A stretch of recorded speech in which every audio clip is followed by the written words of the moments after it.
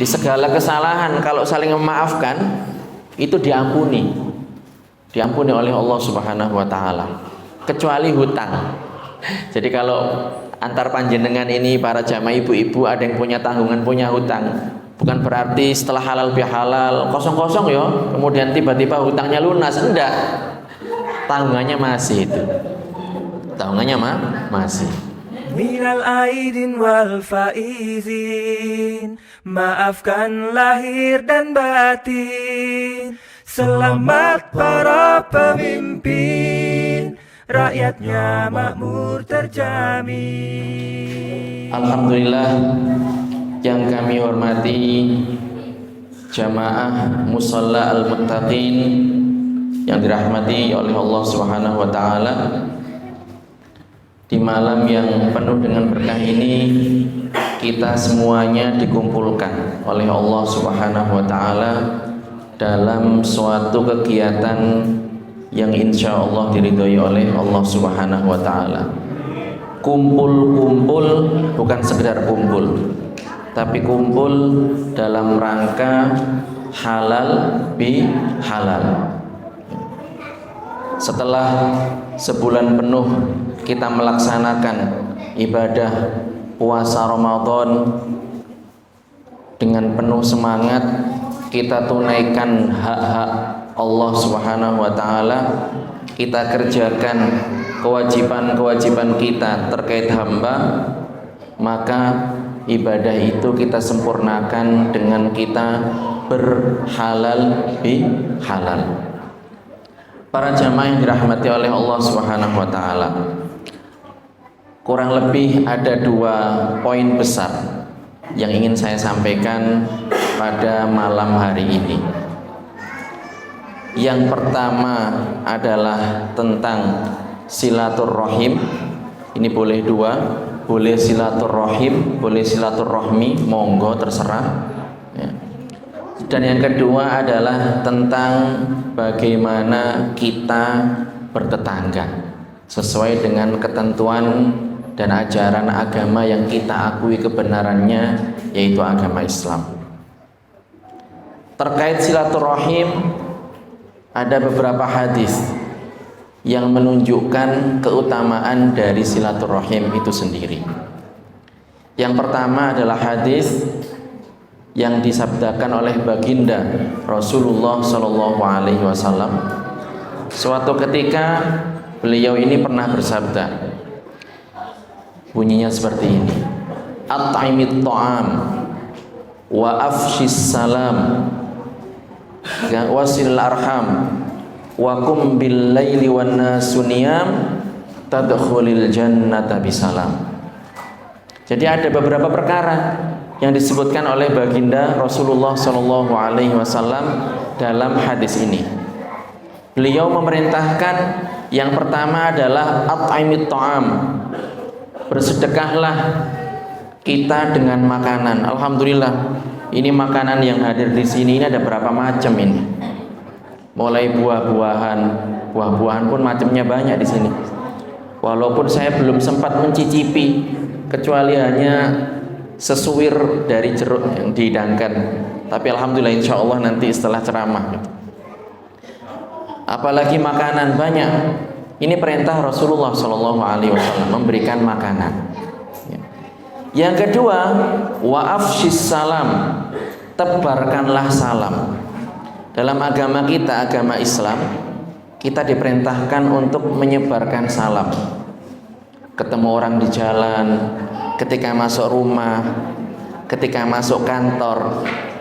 Cuman di sini ibu-ibu, mau diperhatikan, yang perlu kita perhatikan adalah bagaimana cara kita mengucapkan salam itu sendiri. Salam itu sendiri dalam bahasa Arab bunyinya yang benar adalah assalamualaikum. Kalau mau dilengkapi boleh assalamualaikum warahmatullah.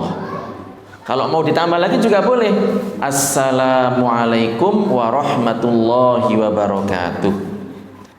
Nah, jadi dalam bahasa Arab itu ada yang namanya panjang pendek. Panjang pendek itu mempengaruhi makna. Jadi kita harus memanjangkan yang panjang dan memendekkan yang pendek. Jangan dibalik. Jadi kalau mau salam kita ucapkan yang benar, biar sesuai dengan perintah baginda Rasulullah Shallallahu Alaihi Wasallam. Masuk rumah, assalamualaikum, begitu. Sebagian orang itu kan salamnya berubah. Assalamualaikum, kemudian dipanjangkan.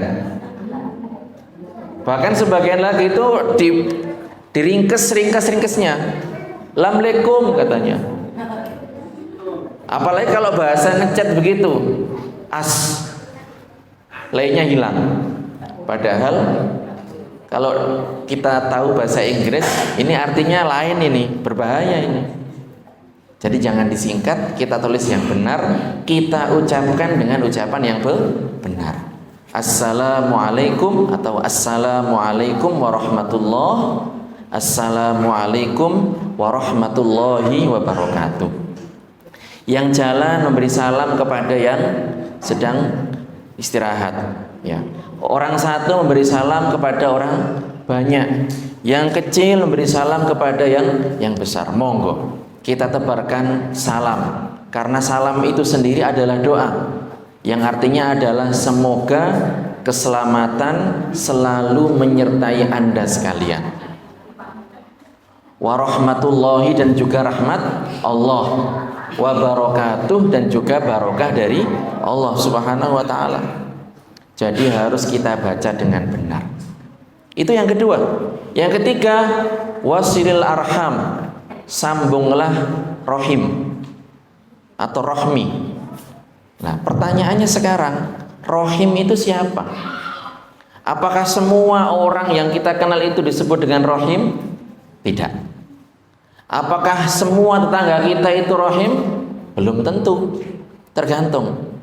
Para ulama mengatakan bahwa yang dimaksud dengan rohim atau rohmi itu adalah orang-orang yang merupakan kerabat kita.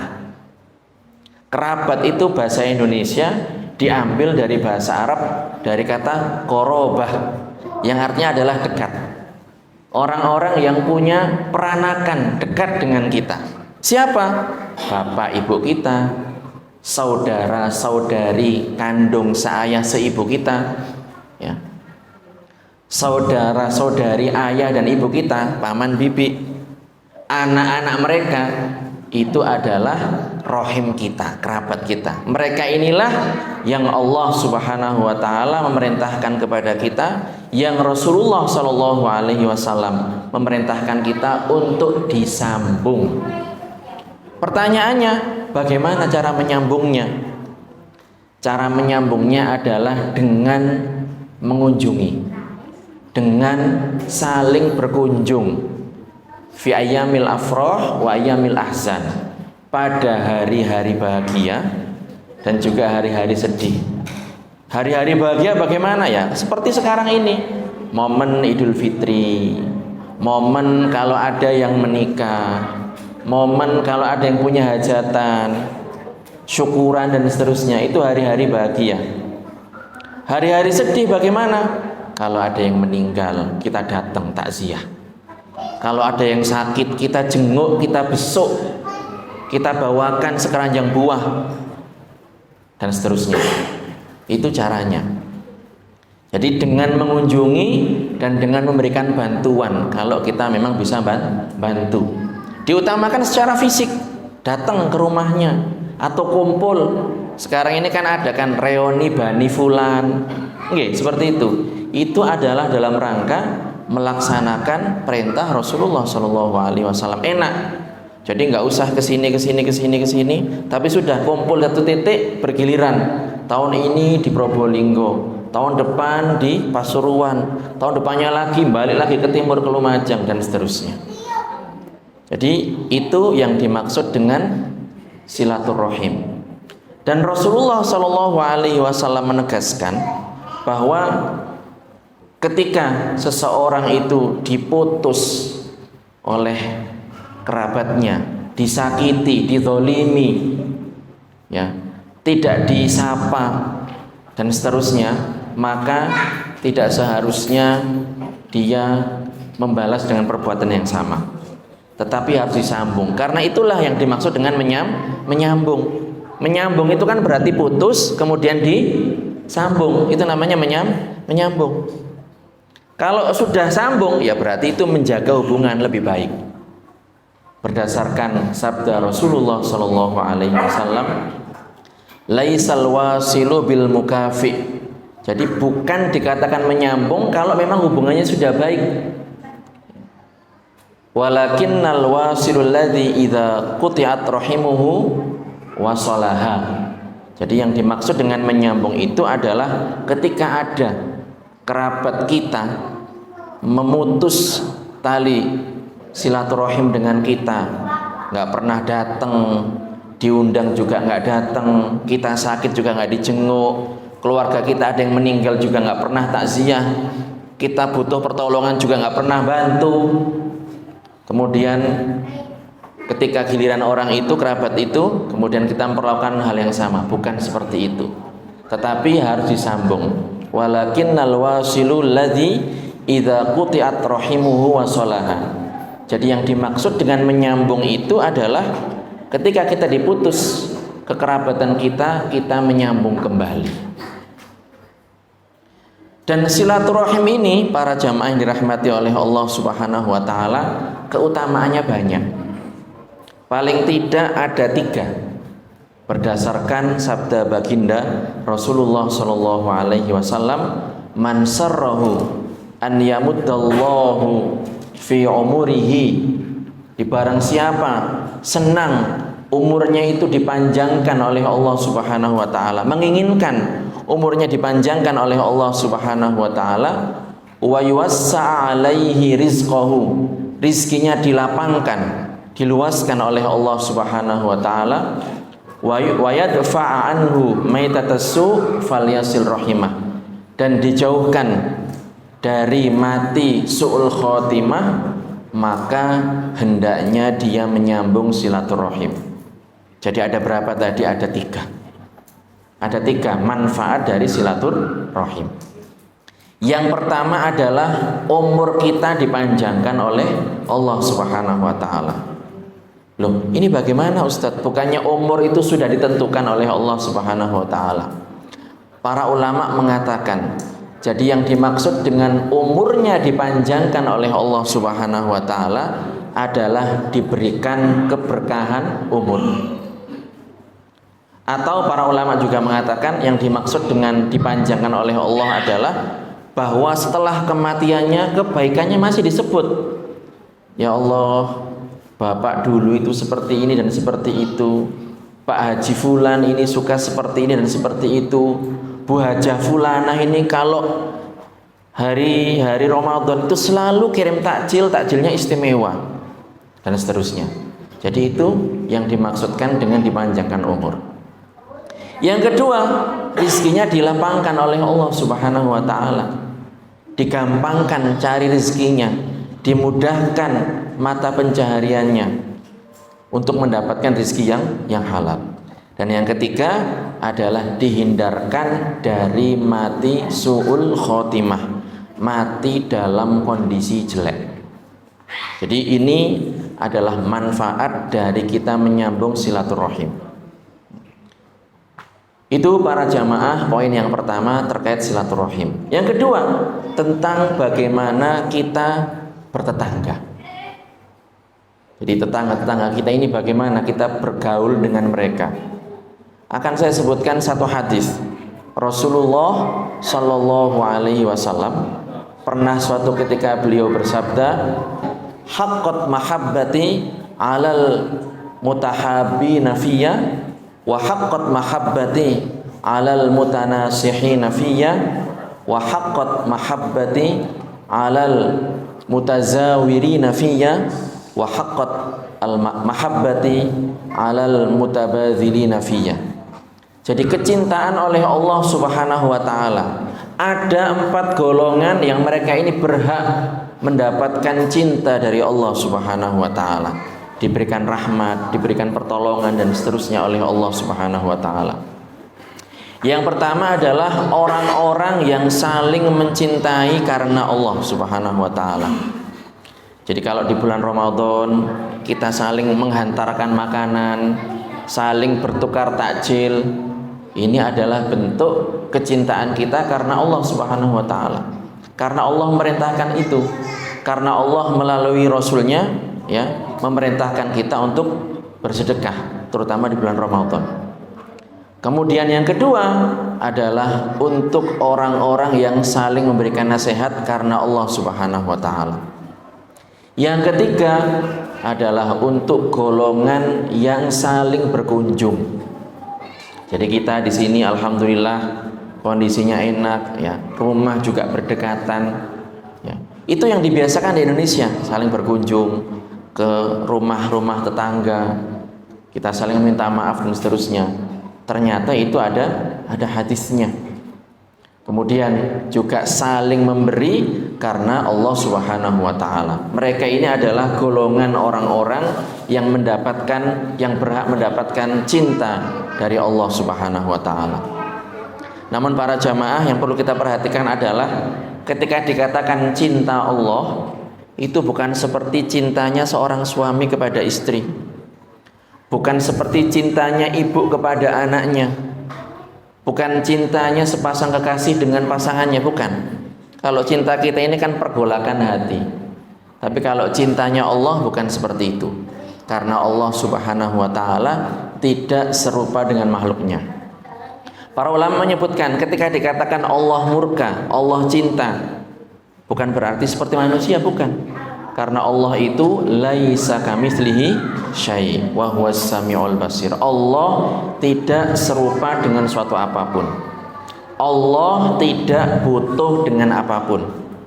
Allah yang menciptakan segala sesuatu, dan Allah tidak serupa dengan apa yang Allah ciptakan dan tidak butuh dengan apa yang Allah ciptakan. Jadi ketika dikatakan Allah cinta, bukan berarti kemudian Allah hatinya menjadi lembut. Bukan, karena Allah itu tidak dikatakan butuh kepada hati sebagaimana manusia, sebagaimana makhluk. Ketika dikatakan Allah murka, bukan berarti darahnya mendidih kayak orang emosi begitu temperamental, bukan. Tetapi ketika dikatakan cinta Allah adalah kehendak Allah untuk memberikan kenikmatan. Jadi cinta Allah maksudnya adalah kehendak Allah untuk memberikan kenikmatan. Ketika dikatakan murka Allah, maksudnya adalah kehendak Allah untuk memberikan azab. Jadi itu ya, harus kita perhatikan. Terakhir para jamaah ya, akan saya tutup dengan kisah dari seorang wali Allah Subhanahu wa taala. Jadi dari kisah ini kita akan mengambil pelajaran betapa orang yang sabar terhadap tetangganya itu akan mendapatkan pahala yang luar biasa. Wali ini bernama Sahal At-Tustari. Jadi Sahal At-Tustari ini seorang wali, seorang yang dikasihi oleh Allah Subhanahu wa taala, kebetulan punya tetangga orang Majusi. Adik, dengar ya. Punya tetangga orang Majusi. Bagi yang belum tahu, Majusi itu siapa? Majusi itu adalah orang yang punya keyakinan menyembah api. Mereka berkeyakinan bahwasanya Tuhan itu adalah api. Api itu adalah Tuhan. Itu orang Majusi. Jadi Sahal At-Tustari ini punya tetangga seperti itu keyakinannya, beda keyakinan. Suatu ketika jamban dari orang Majusi ini bocor. Kemudian kotorannya itu mengalir hingga masuk ke dalam rumah dari sang wali, Sahal At-Tustari. Tapi beliau ini menghadapi dengan sabar, tidak komplain. Jadi kalau siang dikumpulkan begitu. Kemudian kalau malam kotoran yang terkumpul tadi itu dibuang. Sabar, dihadapi dengan sabar. Begitu terus sampai sekitar setahunan. Kemudian Sahal At-Tustari ini terkena musibah sakit dan sakitnya semakin parah. Akhirnya minta kepada kerabatnya, minta kepada keluarganya untuk memanggil tetangganya yang Majusi. Kemudian ngomong kepada tetangga yang Majusi ini, wahai tetanggaku, sesungguhnya air jamban atau jamban kamu ini bocor dan kotorannya ini mengalir ke rumahku. Sudah saya bersihkan selama ini, dan ini saya dalam kondisi sakit ya, dan sepertinya ajal saya sudah dekat. Saya memberitahukan kepada Anda, khawatir nanti ahli waris saya tidak sabar sehingga akan memusuhi Anda. Tolong dibenarkan. Bayangkan loh para jamaah, setahun penuh sabar, tidak komplain, tidak marah-marah. Beda dengan kondisi di zaman sekarang. Kalau tetangga beli mobil, oh sudah panas begitu kan. Kalau arisan begitu, kemudian emak-emak sosialita itu kerencang-kerencang gitu, gelangnya baru atau tas Hermesnya baru begitu, sudah, oh ini saya besok harus lebih bagus lagi dan seterusnya. Kan seperti itu. Jadi munafasah, bersaing tapi tidak sehat seperti itu. Tapi ini enggak. Ya. Mendapatkan hal seperti itu beliau sabar sampai akhir hayatnya. Kemudian apa yang terjadi? Orang Majusi ini terenyuh. Orang Majusi ini menjadi sangat bersimpati. Kemudian dia mengatakan, setahun wahai Tuan Anda bersabar atas apa yang terjadi dari rumah saya. Sungguh apa yang Anda peluk itu adalah sesuatu yang benar. Saya meyakini apa yang Anda peluk adalah agama yang benar. Ulurkan tangan Anda, saya akan masuk Islam. Gara-gara kesabaran, tingkah laku yang baik, akhlakul karimah yang ditunjukkan oleh sang wali, akhirnya apa? Orang Majusi ini masuk Islam. Diulurkan tangannya, kemudian mengucapkan 2 kalimat syahadat, akhirnya masuk Islam. Dan tak lama kemudian Sahal At-Tustari ini meninggal.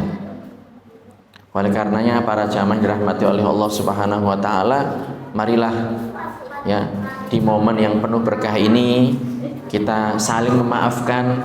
Memaafkan itu tidak harus nunggu seperti ini, kalau punya salah ya langsung minta maaf. Tetapi di Indonesia itu suka momentum, jadi dibikin momentum, tidak ada masalah ya. Dan dalam halal bihalal ini ada satu poin lagi yang saya ingin tegaskan. Jadi segala kesalahan kalau saling memaafkan itu diampuni oleh Allah Subhanahu wa taala, kecuali hutang. Jadi kalau antar panjenengan ini para jamaah ibu-ibu ada yang punya tanggungan, punya hutang, bukan berarti setelah halal bihalal kosong-kosong ya, kemudian tiba-tiba hutangnya lunas, enggak. Tanggungannya masih itu. Tanggungannya masih. Jadi itu yang bisa saya sampaikan. Mudah-mudahan bermanfaat. Mudah-mudahan tahun depan kita bisa kumpul kembali dalam keadaan sehat walafiat, bahagia. Kalau seandainya tanggungan sekarang hutangnya belum lunas, mudah-mudahan tahun depan sudah lunas. Atau nggak usah nunggu tahun depan ya, segera lunas. Maksudnya ketemu dalam kondisi tidak punya hutang. Ngoten nggih ibu-ibu, para jamaah, bapak-bapak, terima kasih atas perhatian yang telah diberikan. Mohon maaf atas apa yang kurang berkenan. Ihdinas siratal mustaqim. Barakallahu fikum. Saya akhiri. Wassalamualaikum warahmatullahi taala wabarakatuh. Setelah berpuasa 1 bulan lamanya, berzakat fitrah menurut perintah agama. Kini kita beridul fitri berbahagia. Mari kita berlebaran bersuka gembira, berjabat tangan sambil bermaaf.